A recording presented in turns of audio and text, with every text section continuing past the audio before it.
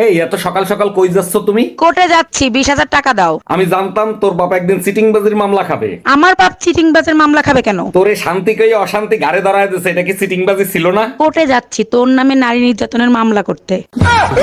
হ্যাঁ ম্যাডাম, এবার আপনি বলেন কত টাকা লোন নেবেন আপনি? স্যার বেশি টাকা লাগবে না, আপাতত 20 লাখ টাকা দিলেই হবে। লোন তো আমি দিয়ে দেবো, কিন্তু ব্যাংকের কাছে কিছু রাখতে হবে। কি রাখবেন আপনি?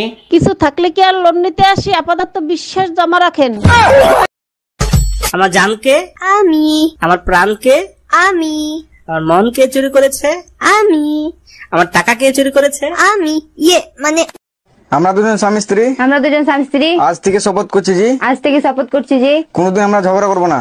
কোনোদিন আমরা না, আমি ঝগড়া না করে থাকতে পারবো না। তুই রোজ রোজ ঝগড়া করবে নাকি আমার সাথে? ঝগড়া করবে তো বাবার বাড়ি চলে যাও। ঠিক আছে, আমি বাপের বাড়ি চলে যাবো। এই যে ম্যাডাম, বয়ফ্রেন্ডের জন্য অপেক্ষা করতেছেন? জি না, আমার কোনো বয়ফ্রেন্ড নাই। এত সুন্দর মেয়ের বয়ফ্রেন্ড নাই, বিশ্বাস হয় না। কি করলে বিশ্বাস করবেন? আমারে বয়ফ্রেন্ড বানায় দেখান। আমার কিউট একটা হাজবেন্ড আছে। এই টুম্পা, তাড়াতাড়ি বের হও, এতক্ষণ বাথরুমে কি করো তুমি? এই বেটার যন্ত্রণায় ঠিক মতো দাঁতটাও মাজতে পারি না। কি হয়েছে বলো? এক মিনিট, ঘরে তো পেস্ট নাই, কি দিয়ে দাঁত মাজো? আরে বোকা, পেস্ট নাই তাই কি হয়েছে? শ্যাম্পু আছে না, শ্যাম্পু দিয়ে মাজতেছি। আরে দাঁড়া, এত ফাঁকা জায়গা ডাকে আনলে কিসের জন্য বলতো তুই? তোর ভালোর জন্যই ডাকে আনছি। আমার ভালোর জন্য? হ্যাঁ শোন, তোর যত ছেলেই প্রপোজ করুক তুই সবসময় ইগনোর করবি, বুঝলি তো? ছেলেদের একদম বিশ্বাস করবি না। কোটিপতি ছেলে তোরে প্রপোজ করলেও তুই ইগনোরই করে দিবি। আসলে আমি তোরে পটাতে চাই। তুই আশা ভুলে যা, আমি জীবনেও পড়বো না, তো যন্ত্রণাই তো ছোট। আরে বান্ধবী, তুই তো আমার সেই ছোটবেলা দেখছিলি, এখন তো আমার আচ্ছা শোনো না। হ্যাঁ বলো। বলছি যারা কাজে ফাঁকি দেয় তাদের কি বলে? কেন বউ?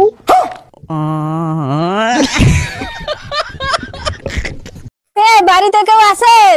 আসি, আমরা আদমশুমারি থেকে এসেছি। আপনার নাম কি? গোলাপি। তো আপনার হাজবেন্ড কোথায়? আমার স্বামী বিদেশ থাকে, 10 বছর হয়। তো আপনার ছেলে মেয়ে আছে? একটা মেয়ে আছে, 5 বছর বয়স। আপনার স্বামী যদি 10 বছর ধরে বিদেশ থাকে, তাহলে আপনার মেয়ের বয়স 5 বছর হয় কিভাবে? আমার স্বামী বিদেশ গেছে, আমি তো আর যাই নাই। আরে ও বলটুদা, তোমার ছেলে হয়েছে, এবার কিন্তু মিষ্টি খাওয়াতে হবে। আমার ছেলে আছে, ওদি কার মতো দেখতেছি গো? তোমার বন্ধু হারাধন আছে না, একদম হারাধনের মতো হয়েছে। চোখ, কান, নাক, মুখ সব ওর মতো হয়েছে, এমনকি টুনটুনিরা ওর মতো হয়েছে।